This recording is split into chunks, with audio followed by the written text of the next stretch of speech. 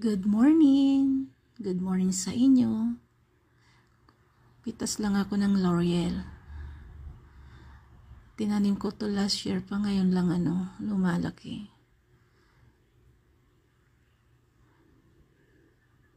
Ang ganda talaga pag may kawayan, no? Maaliwalas, pero nasisira na rin. Konti lang yung halaman sa likod, kinangat-ngat ng alaga ko. Ito yung yellow rubber plant, di naman nagyayelo. At nakamarkot na rin ako ng rubber plants. So yan, sa likod yung isa.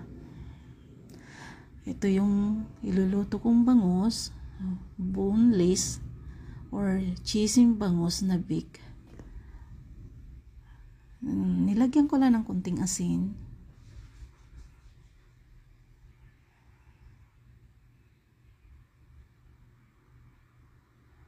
So, kung may natitira kayong mga cheese, ubusin nyo na, ilagay nyo na lang lahat dito. Ito lang yung natitira sa akin eh. Dito kasi yung isa kong anak, online. Ako na rin nagbunlis niyan. Sipag-sipag ko talaga.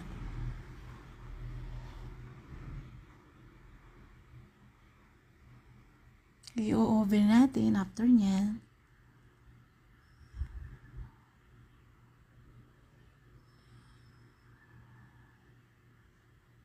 So, okay na, pwede na.